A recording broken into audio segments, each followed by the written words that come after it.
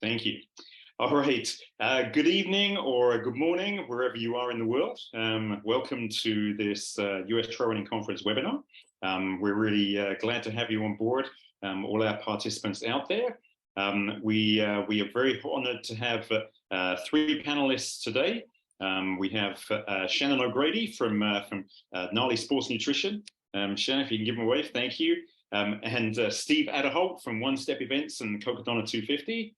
And Sam Burke from Tarkine Running. I actually recorded a conversation with him last week, and so we're going to play that recording. So Sam's not here live, but we're going to share his the conversation from last week. So yeah, thank you everybody for being out there, for participating. And without further ado, I will get sharing my screen. I'll take that back one. Right. So would like to start with big thanks to our friends at Marathon Printing. They're our presenting sponsor for this webinar series. And for those of you that don't know anything about Marathon Printing, then here's a quick introduction for you. So Marathon Printing is probably best known for its range of custom printed bibs. They're a family-owned company, and they specialize in producing not only race bibs, but also supplies vital accessories for race directors like pins, bags, and pennant flags, as well as postcards, business cards, brochures, bumper stickers, and labels. They've been a loyal supporter of the US Trail Running Conference since 2015, and they're also an event standard partner for our colleagues at the American Trail Running Association. We're very grateful to Ryan Zirk and the team at Marathon Printing for their support of this webinar, and really their support enables us to not make any charge for anybody to access this webinar. So that's really good news, and big thanks to Marathon Printing.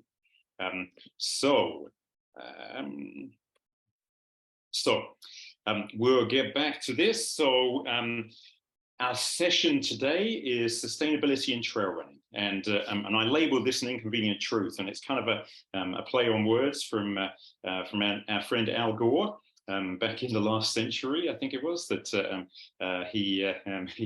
it seems a long time ago now, but yeah, he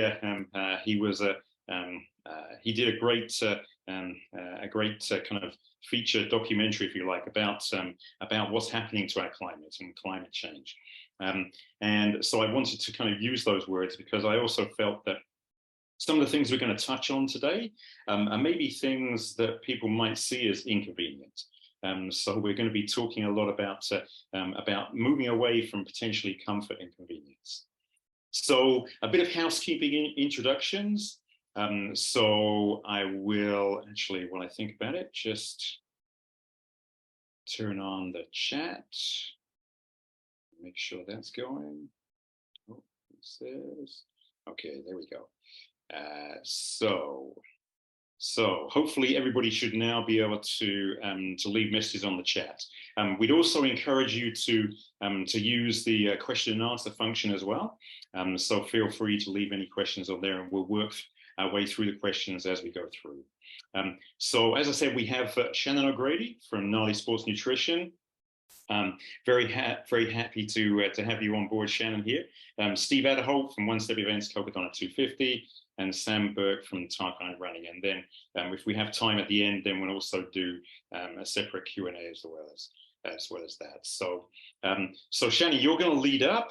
I'll move this on to you. And I love this picture of you. This must be your family. Terry, I'm not sure that we're seeing what you're seeing. What I see is last slide that I sent you. Oh, okay. That's interesting. So I don't see your slide deck up. I see the slides that I sent you for Gnarly. Okay. All right. So I'll stop the screen share, and I will. Okay, is that better? There we go. Yeah. Okay, I got the right one this time. All right, sorry folks about that. So Shannon, now everybody can see what I'm talking about. So Shannon, this must be your family. Yes, it is. I have two children, very active and crazy, that I'm constantly running around after. I feel like that's when I get most of my running in. But yeah, Cool. they like to be flipped around a lot. I spend a lot of my time doing that. Excellent, excellent. Okay, so Shannon, you're going to talk about sustainability in trail running from the perspective of sports nutrition and the packaging problem. So I'll hand over to you. Sure. First off, thanks so much for having me. This is an issue that's near and dear to my heart, and near and dear to the heart of Gnarly Nutrition. One of our values is to improve our footprint kind of in the sports nutrition space. And it's great to see this coming up as a topic that is being addressed from so many different angles, because that's really the only way that we're going to start to get on a path. I hesitate to say solving it, but a better path than what we're currently on. So sports nutrition, and really, I think supplements in general, but I'm going to speak specifically to sports nutrition today, has a packaging problem. Plastic packaging is rampant in most supplements, but particularly in sports nutrition. When you go into your Whole Foods or a GNC or anywhere that you might buy your sports nutrition products at a retailer, you'll typically see a wall of plastic tubs. You can think of your protein supplements. That's mainly what I'm referring to here. Also plastic pouches. So think of your favorite hydration product. An example could be Tailwind. An example could be Gnarly Fuel 2.0. Single-use packets. Think of what you stuff in your hydration vest. So could be our Fuel 2.0 single stick packs or goo packets or more 10 packets. Many of these things may seem recyclable. So plastic tubs have the recyclable symbol on it. And often because people think plastic is recycled, they infer that things like pouches that you'd find your hydration product in, or these single-use packets or goo packets are also recyclable, when in actuality, they are not recyclable. So it's an issue both of the materials being used and also, I think, an education issue on the end use consumer. Can you or go to the next slide, please, Terry? So just kind of to summarize, all of the different plastics you might see in packaging and what their recyclability is, it's actually pretty simple. Most of these symbols, even though we see the triangle with the continuous arrows, are rarely recycled. Really, the only two types of plastic that recycled are type 1 and type 2. And it's important to note that of those types, it's really clear and white plastic that is recycled the most, and that colored plastic is hardly ever recycled. The reason being that when plastic is recycled, it's recycled to be used again. And if you're using colored plastic, it's a hard thing to convert a color to white or clear. It's like dropping a color of paint in white paint. It automatically impacts the final product. So even within class 1 and class 2 plastics, only white and clear plastic is recycled. So if you're putting colored plastic into your bin, it's going to end up into your cycle bin. It's going to end up in the landfill. Next slide, please. It's also important to note that on top of that, even when we're talking about type 1 and type 2 and white and clear plastic, hardly any of that plastic is recycled. And that's because for years, China has handled the world's recycling, not just the United States, but all over the world. And in 2018, China banned the import of plastics and other materials that didn't meet stringent purity standards. This is both in terms of separation and in terms of, we're talking about how clean what needs to be recycled actually is. So our long-term reliance on China to handle our recycling meant that we really had no domestic infrastructure developed. And so in 2018, when it was cut off, we had a large problem with what we were going to do with the material that we needed to recycle. So I have currently, it's estimated that 8% of plastics are recycled, but in actuality, that number was from 2018. And I found a study yesterday that actually has that number at 5 to 6%. So instead of things getting better, things are actually getting worse. So that means that of all of the plastic material that you dutifully put in your curbside recycling bin, really only 5 to 6% of those white and clear materials are being recycled. And that's really just, not something that's sustainable in terms of our environment and the world, we're looking to leave our kids. So we have a plastic problem. Next slide, please. So there have been a number of solutions that have been proposed. I think this is something that people have known of for the last little bit. And there have been some innovative ideas that have come up with how to potentially either improve plastic recycling or look at alternatives. But like many things, we really need to look more than surface level to determine if these new ideas are actually solutions, or maybe, what has come to be called greenwashing, where, companies claim to have a sustainable solution, but in actuality, it's not putting us in a better place than we were with the plastic packaging we were using to start. So one of the solutions is called the How to Recycle program, and it is education based. You might find this on the back of some of your products. And what they're trying to do is inform people what can be recycled where they live, how to best recycle it. And a lot of this is associated with drop-off recycling of plastic bags. And I think it's hard to track down and know what the percentage of those plastic bags are actually recycled. But what I do enjoy is that many curbside recycling programs have decided that plastic bags can no longer be included. And so this gives consumers an alternative to drop off plastic bags, often at their local grocery stores. Another solution that I think is a step in the right place is called PCR containing plastic. And so what this means is it's post-consumer recyclable containing plastic. And that means that if you buy something that's made with PCR plastic, that plastic container that it's in has used already recycled plastics at some percentage in the final product. So they're using recycled plastic to make the tub that you're buying your protein in, or the bag that you're buying your hydration product in. And often it will say on the back of the product, like packaging made with 30% recycled plastic or made with 100% recycled plastic.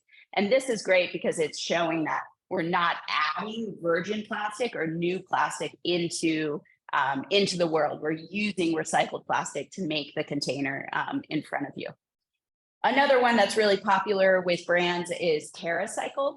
And I think it's kind of ideation. TerraCycle is a great program. What they do is they provide a recycling program for packages that otherwise would not be recycled. So as an example, let's take a lot of your favorite hydration products.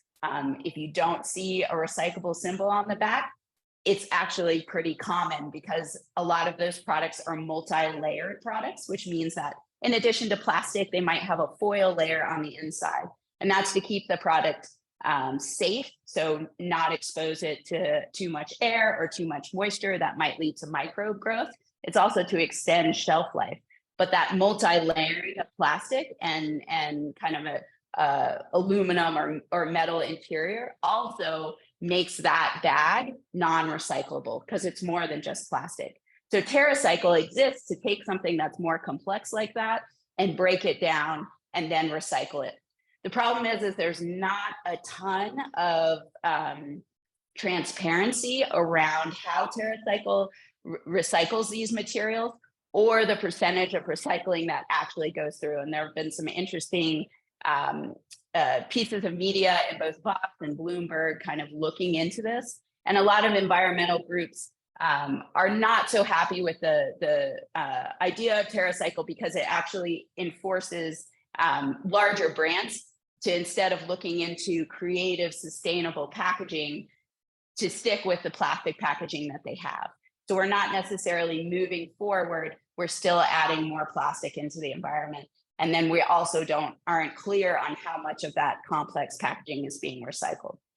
So TerraCycle, I'd say it's up in the air. They were sued in 2020 and they settled. And as part of that settlement, they're supposed to show more transparency around what happens to the packaging that is sent to them and the amount that actually is being recycled. And so, I look forward to seeing data like that because I do think it's a good option, given that we do see a lot of complex packaging materials in the consumer goods space. Plastic alternatives is also something that we see a lot of, so both biodegradable and compostable packaging. Compostable packaging is something that I think we need to learn a lot more about the amount of material that actually breaks down in real life landfills or in home compost, bins. There's a little bit of a mismatch between breakdown that's measured in a lab and breakdown that's measured in real life. And that's the problem, is that currently there is some material left over, and then the material left over, both adhesives, chemicals, and dyes, impacts the value of the compost that is left behind.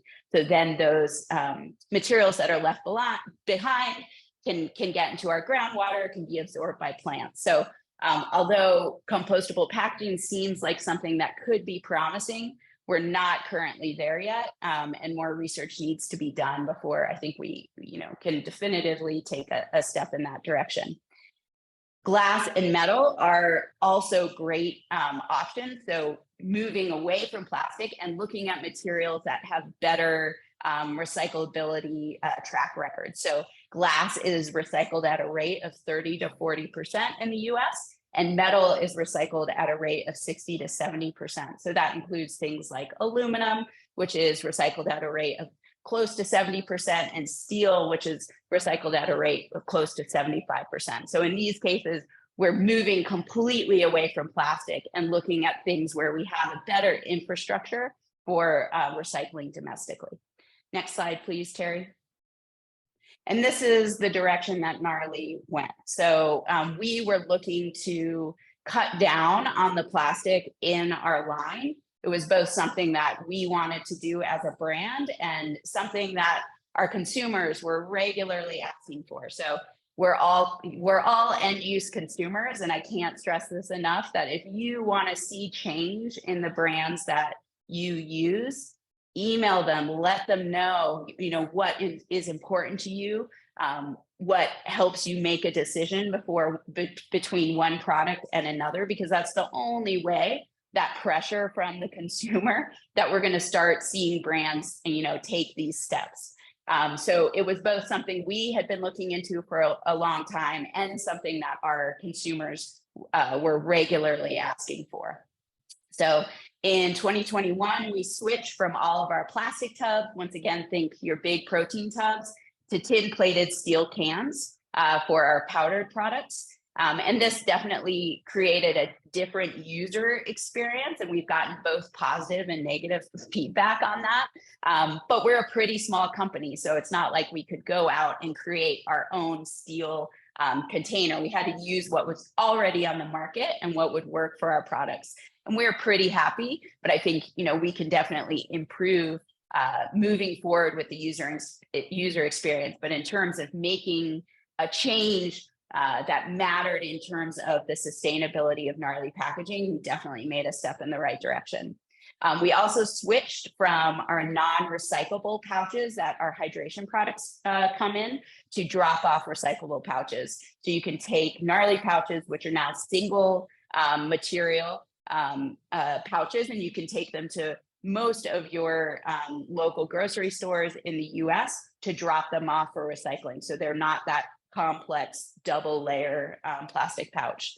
We also switched all of our encapsulated product from plastic bottles to glass bottles, which now, as we add to that line, we are exclusively using glass bottles.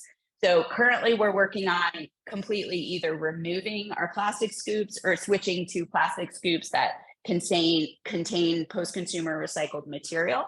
And then also a major issue is our single serving stick pack. So currently there's not a lot of that material available that is either recyclable or contains recycled plastic. And so we're looking for new options in that space, because really, I think single serving packaging is one of the major issues in this space, because they're, as Terry introduced with, they're so convenient.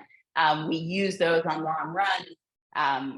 They fit well into our hydration vests. We already have, the serving we want measured out. So it just makes it really easy for us. But in terms of the packaging that's needed, it's so much more than you see in larger serving size containers. So something to think about if you could reuse, a silicone bag and just scoop out the product you want, or if there's something that would work better as opposed to using the single serve size products. I think that's something that you can do also in terms of improving your footprint in trail running. That's everything that I've got, Terry. I'm happy to take questions or comments. Brilliant, Shannon. Thank you so much. Great presentation, and kudos to you and Gnarly for taking a lead on this. It's I think it's so important, and unfortunately, it's one of those things that I think if you have an idea like this, then don't wait on it, because we could be waiting here a long time for somebody else to come up with and make the change. So yeah, I was really, when we first had a conversation about this, I was shocked to hear that you literally had hate mail about the change in packaging, and I was just kind of thinking, why? But then I guess it's unfortunately there are some people out there that are just really focused on the convenience of packaging rather than thinking about where it's sourced from and what has contributed towards it. So we got a question here. Okay. Kim says, "Hi Kim, good to see you out there. As a race director, we give out swag bags. Can you recommend a good swag bag?" Now that might be something that Shannon, I don't know if you have an answer on that, but I'm sure Steve might have. So, but before we get on to, we'll maybe move on to Steve. But Shannon, before we leave you, then one thing I think that's worth mentioning is that, and I'm really glad that you focused on the plastics and especially the lack of recycling, because that's really, I think we all think we're doing a really good job by sorting out all our recycling and cleaning it up and doing everything we can to make it as recyclable as possible. But it's really frustrating to hear that so little is recycled. Of course, something else that's worth mentioning, I think, is that plastics is made from fossil fuels. So again, we're by using plastics, then we're contributing to the continued use of fossil fuels, which we already know are a major contributor in terms of climate warming. So yeah, it's also Terry, important to note that while recycling plastic is definitely something we want to do, as plastic can only be recycled for 1 to 2 life cycles. And every time that it's recycled, it's further broken down into microplastics. So microplastics are a major issue in our oceans. They're measuring more and more versions of microplastics in our bodies. So while I do think we should look to our ability and build programs that allow us to recycle plastic more easily, it's also important to look for alternatives, because we're putting way too much plastic into the system. So also wanted to mention that. Brilliant. Fair comment. Good. Thank you. All right. Shannon, wonderful. Thank you so much. Steve, thank you. Maybe deal with that question from Kim first. Can you recommend a good swag bag? I'm sure you have an answer for that. Yeah. Well, I think, and I'll touch on this later. I think the more we can do away with things and focus on experiences. That's really what the running race industry is all about, is providing a challenge and an experience. I think that's the best thing that we can do. So, the best goodie bag would be no goodie bag at all. The second best goodie bag would be a bag that isn't just going to get tossed or hopefully recycled, but hopefully, used for many years. So, a really good, probably more expensive goodie bag is going to go a lot further in its use and life cycle than, than a plastic bag that is going to get tossed. So, Boko makes a really great backpack that I use for Cocodona for participant goodie bag, quote unquote. It is a lot more expensive for a race director, so harder if you're, trying to keep your price point down. But yeah, that would be my answer, Kim. Sweet. So I'll go ahead. I'm Steve Outerholt. Yeah. Sweet. Transition into my slides. Mine aren't as polished and pretty as Shannon's are. But I'm Steve Outerholt. I'm the founder of One Step Events. If you are looking to bring a new event to life or want some help with an event, I'm happy to help. I'm also the race director of the Cocodona 250. And we'll jump right in now. Thanks, Terry. We're on the first slide. So Terry brought up a book, We Can't Run Away from This. And that book is focusing on the question of, does running in the beautiful places that we love to run in contribute to the destruction of those specific environments, the beautiful places? Does our travel does our traveling through those places damage those environments? Which, yes, the answer is yes, but I believe that exploring beautiful places makes us more willing and knowledgeable to protect those places. The Sierra Club's one of their mottos for their trips is explore, enjoy, protect. So, if you explore a place and you love it, you're more likely to want to find out about the environmental issues surrounding that place, but also other places, and start to protect it. So, it's an interesting question of that the book poses. We can't run away from this poses, but I think we should be exploring beautiful places as much as we can, and in the right ways. So that was the first question that Terry asked me to look into. Let's go, Terry, if we want to go on to the second one. So, I touched on this with the goodie bag, but no more stuff. I think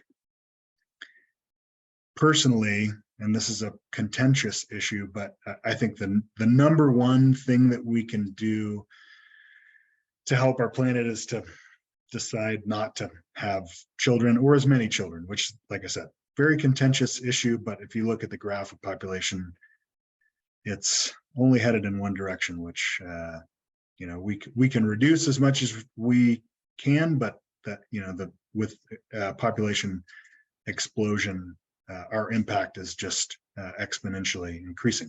But that's a different question than the running race industry. So no more stuff. I think we have been focused on the last R in the 3 R's for quite a while. So reduce, reuse, recycle. We feel like, oh, if I put it in the recycle bin, I feel better, and it's so easy. I don't have to adjust my lifestyle. But that's, as Shannon was saying, especially with plastics, only 8% of the number 1 and number 2 plastics being recycled. That's not really cutting it. We need to focus on the first 2 R's a lot more heavily than just throwing something in the recycle bin and feeling good about it. So as race directors, it's a hard switch to make. I'm not trying to preach something that I also don't do, but no more stuff, I think, is something that we should focus on in the race industry. From medals and shirts to goodie bags and all the things that go in the goodie bags, the first step that we can make is giving people the option to opt out of all of the things I've been doing for a number of years on my races, opting out of shirts. And there's a small percentage of people that choose that. I think a lot of us have probably way more race shirts than we need. But I think going a step beyond that and giving the option to a no stuff option, so no buckle or medal, no shirt, no goodie bag, and letting people opt into that. I'm going to do that for Cocodona this year, and then take the money that we save and donate it to an environmental cause. But really, the best decision would be to provide a really good race experience and not even give the option for the stuff, which it's really scary as a race director. But I think that's the most responsible that we can, the thing that we can do. So it's a hard pill to swallow, and maybe our participants don't want to do it, but maybe you'll have different and or more participants want to join your race if you do. We'll see. And then Terry, the last bullet point, you want to move on? And then the other big impact that we have as humans and around our races are traveling to the race, and then the race has a carbon footprint as well, with all of the operations that go along with that. I highly encourage race directors to track their carbon footprint. There are a number of ways to do that. The easiest is to do it with gas and diesel use, electric use. So pretty easy to get a pretty good carbon offset for staff travel and operations, and inexpensive to offset that. There are a number of companies that will take that money and invest it in a project that will reduce or take carbon out of the cycle. As participants or as race directors, to encourage participants also to purchase carbon offsets associated with the travel. That's more expensive because it's just a much larger footprint than the race operations. But I think encouraging participants to do that, and as we participate ourselves to purchase those offsets. Again, on the individual level, it's pretty inexpensive. I total up all my travel for the year, air and vehicle travel, and then at the end of the year, as a Christmas gift to myself, I purchase carbon offsets. I guess it's a little bit like recycling, in that it makes you feel a little bit better, and hopefully it's doing some good. The best thing to do would just be to not travel, especially air travel. But second best thing would be to do carbon offsets. So, those are the things that I really, I think that we can do better as race directors, and ways that we can improve. Brilliant. Thank you, Steve. I think it's worth mentioning here that much like Shannon and what you've been doing with Gnarly, that I think we need to introduce changes to the way we process the sport, what we put on. And I know that for a lot of runners, then the bling, the shirt, that stuff is attractive and very important, but at the same time, it's like so much of it, so much of the stuff we give away at races does end up unfortunately in landfill. And so just from a big picture perspective, then it doesn't make any sense to continue to do this. And Bruce Rayner, our colleague from Athletes for a Fit Planet, that he was going to be on this webinar as well, but unfortunately he had to drop out earlier today. But he mentioned two other things. One is run local. So if you're planning to do any races, then maybe pick races that are local to you. And the other thing is to ask your race director if they do estimate their carbon footprint.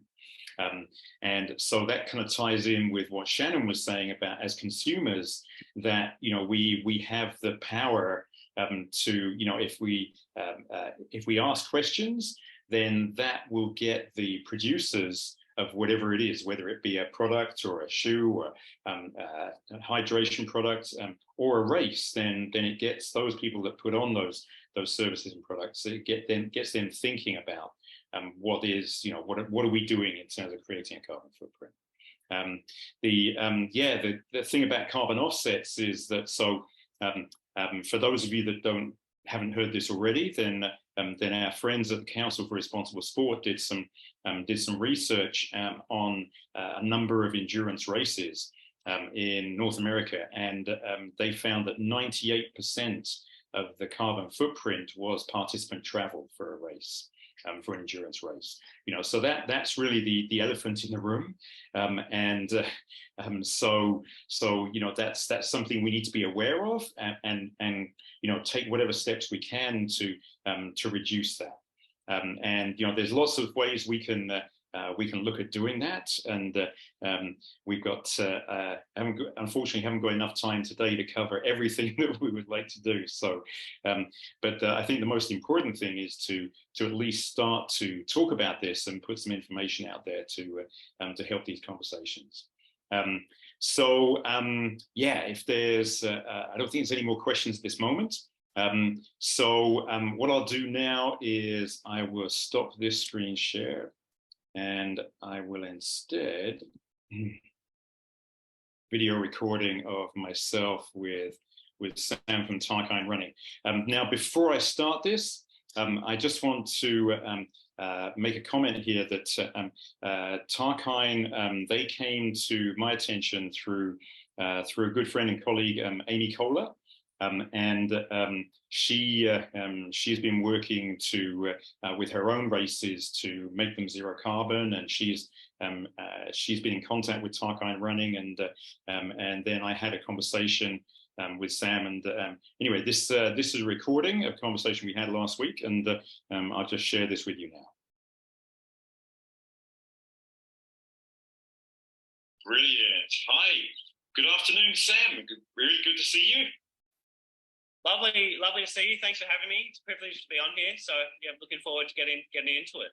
Yeah, thank you. For those of you that don't recognise Sam, and he's not a world famous figure as yet, but I'm sure your face has been out there in a few places. But Sam is from Tarkine Running in Australia, and if you hadn't guessed from the accent already, but I'm sure we'll hear more of that as we speak. Then Tarkine Running is a relatively new shoe to the trail market, and I'm really excited to have you on the call today, Sam.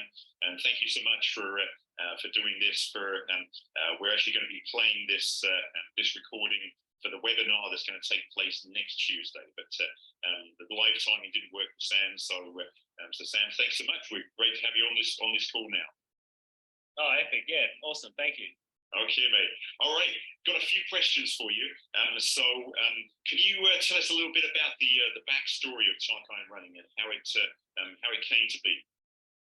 Yeah, for sure. I mean, I've kind of had this dream of starting a shoe company for a long time. I tried to do it back in 2009, and just realised that I didn't know anything, and I didn't have enough money, and so I went away and did a bunch of other stuff with my life, and then, and had another go and started working on 2017. A lot of trips to Asia. That's still where everything's happening. All the tech's over there and all the machinery's over there. And it's going to be a few years until we have that machinery, more than a few years in Australia, So spent a lot of time overseas, figured it all out. And then, I'm a veterinarian by profession. So, I used to be, I'm kind of just working in shoes these days, but I spent 17 years working full time as a veterinarian, and so and I've always been focused on the environmental side of it, a lot of wildlife work and all that sort of stuff. And I grew up a greenie, my family of a whole bunch of greenies, and I always just thought I love running. I've always been a runner, and I thought I've always wanted to have a crack at the shoe game. But then I wanted to do it in a different way, have a company, a bit like what Patagonia do.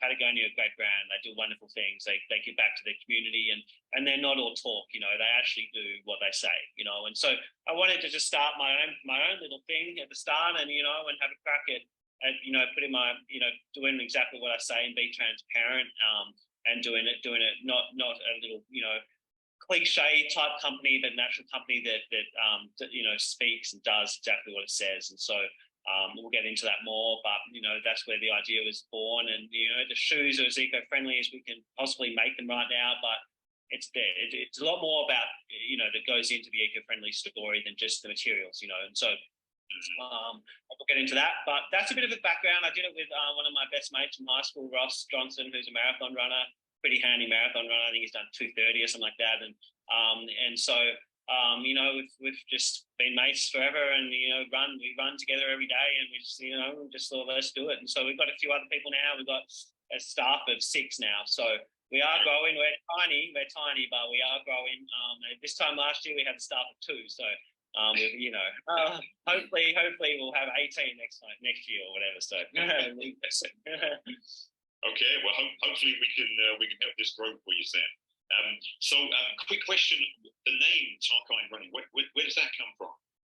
So the Tarkine is the world's 2nd biggest temperate rainforest in a corner of Tasmania in Australia. So most Australians have never heard of the Tarkine, but it is, you know, they call it the last true wild place on Earth because it's so remote and it's so unknown that most Australians have never heard of it. It's this majestic rainforest, and it's called, these days people have been calling it Australia's Amazon because it literally is, you know, the equivalent. The shameful thing is that Australia is backward, and our politics are quite conservative, and we're still logging this rainforest. And so it's getting logged at a pretty crazy rate. There's also some mines, and some of the mines have been there for a long time, and it is what it is, but there's plans for new mines, which is a disaster. And it's just, you know, I spent a lot of time there. I love the place. I think it's just the most amazing place ever. And we, you know, we teamed up with an organisation down there that's fighting to save it. And so, you know, 3% of our revenue gets filtered into these organisations, and we actually do it. You know, I always say people are skeptical, just email these organisations. All that's on our website, email them and say, hey, is Tarkine full of shit, or is Tarkine actually doing what they say? And the response you get will please you, you know. And so, you know, yeah, that's the backstory on Tarkine. If anyone ever wants to go on a holiday, I highly recommend Tassie and in Australia, and then making your way to the northwest. You'll have a great time. Oh, cool. Thank you, Sam. So next question. So your shoes, the shoes that we're going to be talking about are called the Trail Devils. And I wanted to ask you, what's different about the Trail Devils compared to regular shoes? And it's worth mentioning here, I think, that traditional shoes, and not many people might know this, traditional shoes with pieces that are derived mainly from plastic can take up to 1,000 years to decompose. Plus some scary data here. In 2018, so this is now 5 years ago, the footwear industry produced 24.2 billion pairs of shoes. So that kind of sets a big picture scenario. But yeah, tell us a little bit about Trail Devils and what makes them distinguished from kind of regular trail shoes.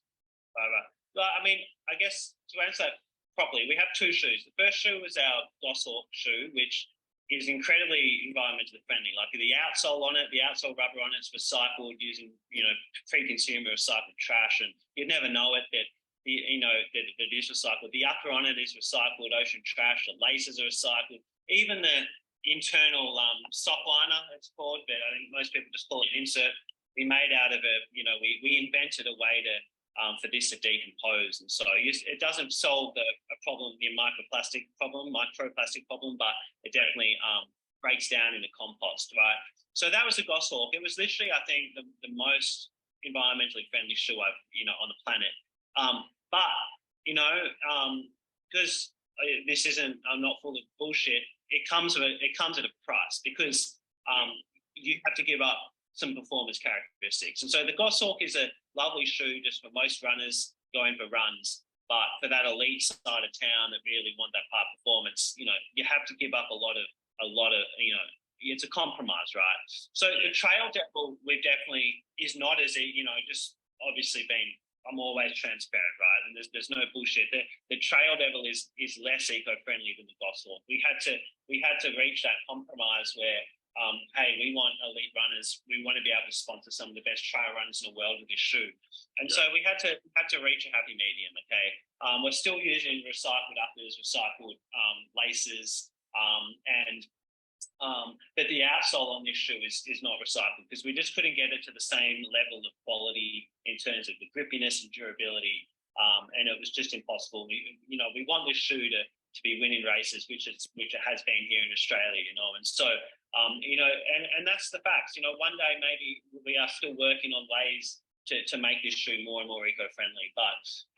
But I think the key point is that we pay, shoes, there's no way to greenwash all of this and say, hey, we've done a good thing for the world. This shoe is completely eco-friendly. It's just that world does not exist yet, okay? It might one day, but 100% does not exist, okay? And so, but what we do is we pay for these shoes to be recycled, and that's not rocket science. Every brand can do that, but they choose not to. There are some brands who have started doing it since we've really been pushing it hard.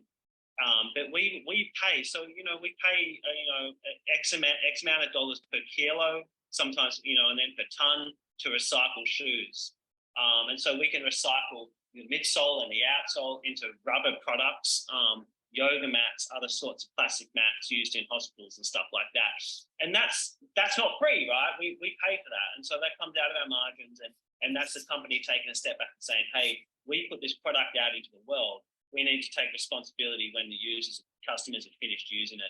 And that's the main difference, is that it's very hard. If you're a $200 billion company trying to pay for every single shoe you've made to get recycled, it's very hard. But I think as we're small, it's possible, and we can grow with it and put systems in place to always be able to do that and grow with that.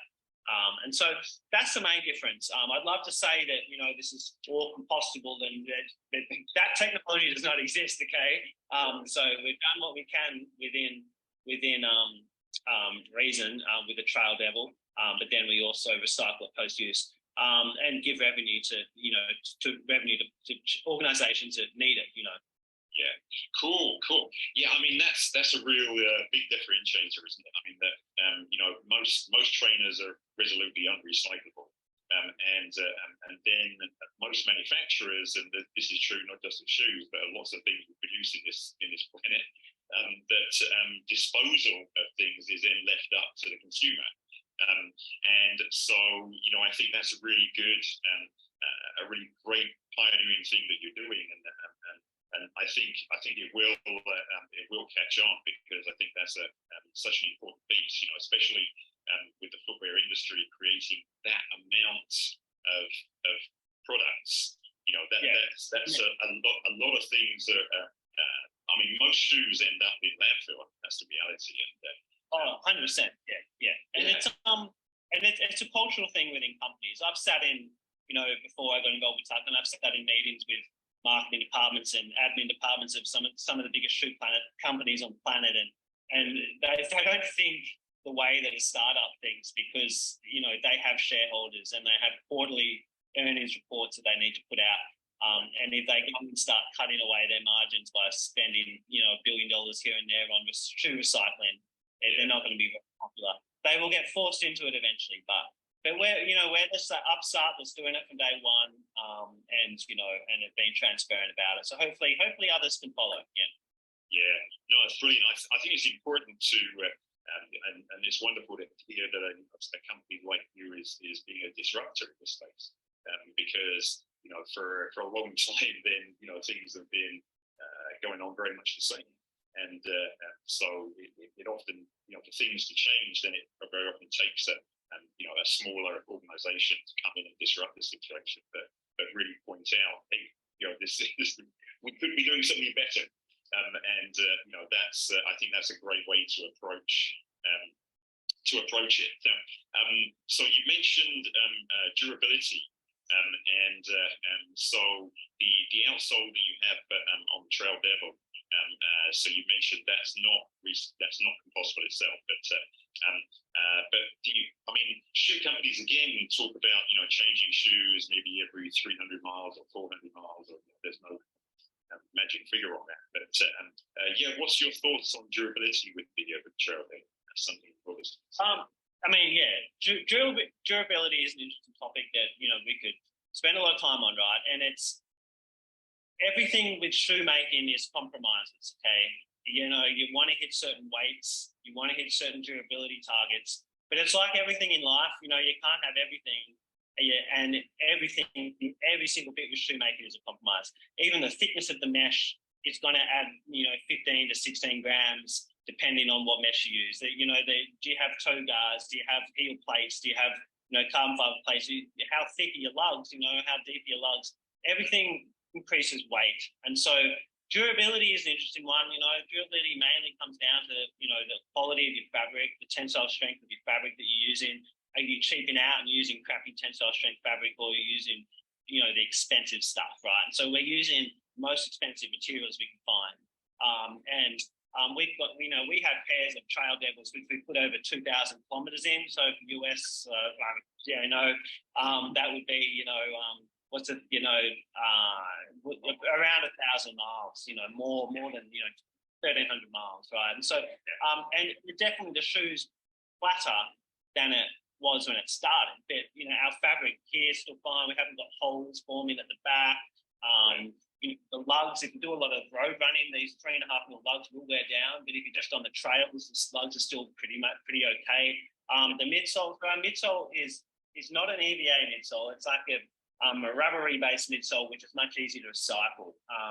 It's a bit like anyone that knows React foam, not with, you know, just basic React foam that they use in some Pegasus shoes. It's similar in many respects. Like, that's a higher styrene rubber-based content midsole, which is much easier to recycle.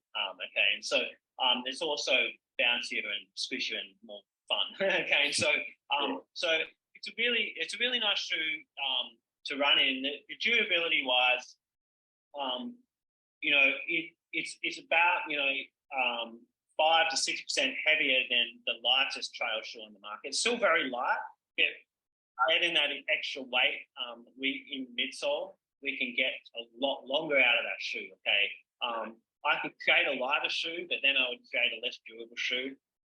You know, light things like feathers tend to break easily, whereas heavy products tend to last a lot longer. And that's a bit of a simplification, but then it really kind of that equation does play out in the making of shoes. And so it's an incredibly durable shoe. But I can find you a lighter shoe on the market. And so it's each for their own, you know. A lot of the heavier runners, like, you know, I'm 80 kilos, you know, I'm like pretty tall, and I'm 80 kilos. I don't care if my shoe is 15 grams heavier. And what they like, I could probably lose 3 kilos in weight, right? If I didn't eat too much crap. So, you know, that's probably going to make me run quicker than saving 15 grams on my shoes. Okay. So, you know, and so it's all a trade-off, and everyone has opinions on it, but yeah, that's a bit of a rundown. But yeah, it's super durable, right? Yeah. So for folks, because the majority of our audience is going to be in the United States, so in terms of the recycle piece or the end of life for the shoe, then what's the current situation? So you cover that cost in terms of putting out what they purchase. Includes an end-of-life option. So how would that work for somebody outside of Australia? What have you got set up? So we have obviously in Australia recycling partners, and it's just easy, cheap to flick the shoes to them. In the US, we are about to announce over the next 2 months a whole range of recycling partners, and all that information will be available just at tartline.com. You know, and so there'll be various East Coast, West Coast. And, you know, various collection points, and, you know, to ensure that shipping is as cheap as possible.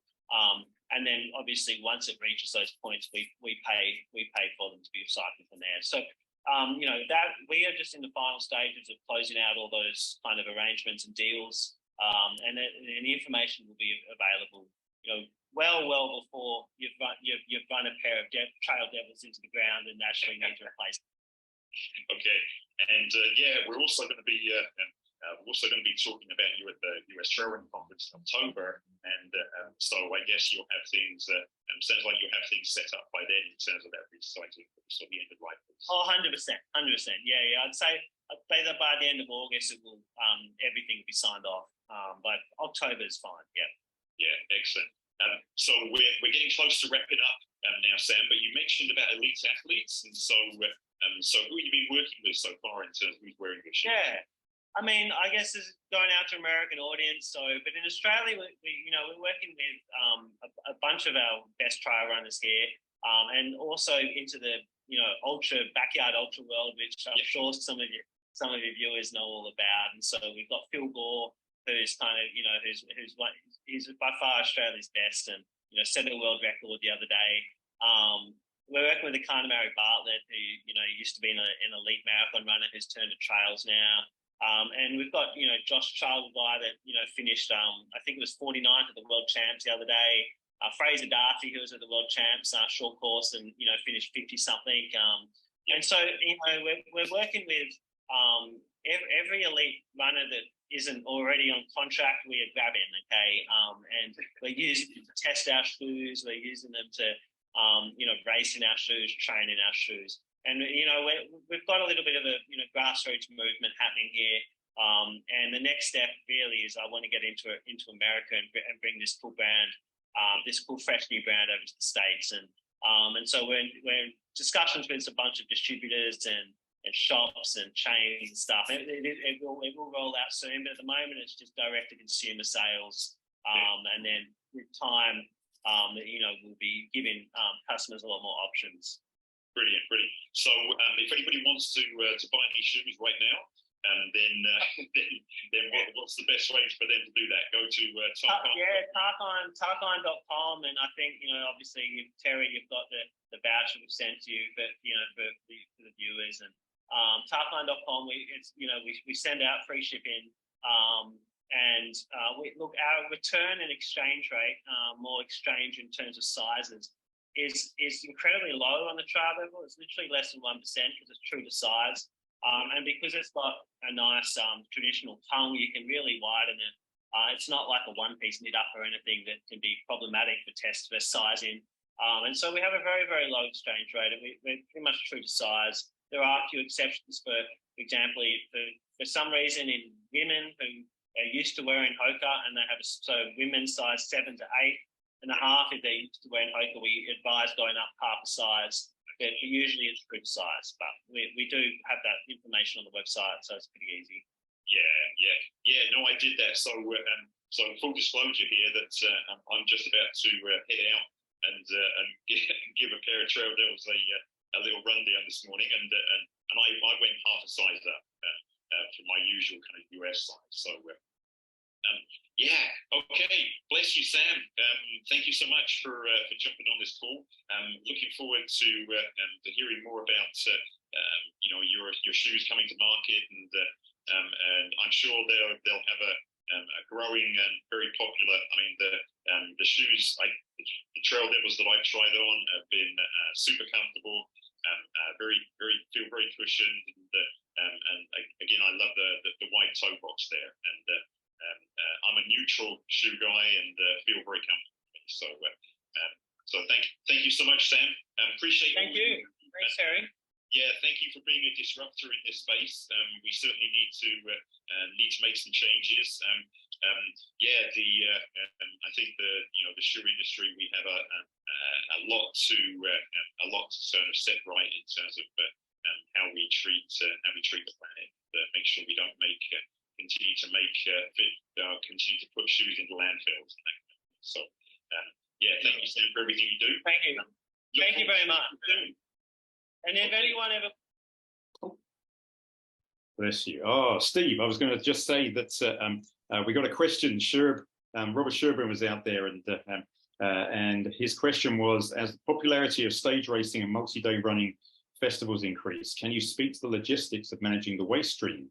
Is there a threshold where it makes sense to partner with professional composting companies like Food Loops or similar to improve landfill deferrals? And so, Steve, do you mind if I read out the question, or do you want to answer it directly? Happy either way. I'm happy to answer it. I typed out a big long answer. Did it not come through? Yeah, I'm not sure if people see that answer though. That's the only thing. Got it. Okay. Yeah, I'll give an abbreviated response. But okay. Hi, Sherbs. First off, second, absolutely, Sherbs. That's a great question. Compost is hard to manage at the event level, and sometimes pretty complicated. But yeah, I think it does make a lot of sense as a race director to partner with, especially if you can find a local group that does composting. I think that's the best way to do it. There are two main types of composting. One is green scraps. So that's vegetable peels, fruit, leftover fruit matter, coffee grounds, eggshells. That's pretty much exclusively what green scraps composting can do. And it very, like in a basic level, you basically just take all of that matter and add some dirt and put it in a pile and then turn it over every once in a while. That's the kind of composting you would do in your backyard, which is great. That reduces the waste going into a landfill, but it does produce greenhouse gases still. Those are off gas, and then you're left over with soil that you can use, and that's a great thing to do. The better option is partnering with, you Sherbs, you mentioned a couple of companies that do it, but a composter that has a commercial digester or composting digester is what it's referred to, and they can take processed foods, meat, cheese, as well as all the compostable utensils and plates and those sort of things. They get digested, and all of the greenhouse gases the greenhouse gases, methane mainly, gets siphoned off and used as fuel, and then all of the after product is used as soil. So if you have someone in your area that is a composting company, then yeah, absolutely, highly recommend doing that. Good way to reduce your waste stream. But I will say, you've got to guard that compost bin from your participants, and either have a volunteer there 100% of the time, making sure the right products go in, because people don't care or know what is compostable and what's not. Great question, Sherbs. See you soon. On that note too, I wanted to jump in, just in my research and looking into compostable packaging, but this might apply to something you would buy, like, forks, but plates, whatever, that are compostable, is looking for something that's certified by CMA, which is the Composters Manufacturing Alliance. So there's not really there hasn't been any third-party auditing of whether or not something is actually compostable and to what degree it actually breaks down. And CMA has come in and provided that auditing. And so they approve specific compostable material. And so if it's approved, then at least 90% of it breaks down. That's kind of their cutoff. And so 10% of that material is left in the compost, which is true for most compostable materials. Very, very few things packaging related are 100% compostable. So if you are buying compostable packaging or materials that you're going to use, try to look for something that's CMA certified, because then you know that you're paying for, you're getting what you're paying for.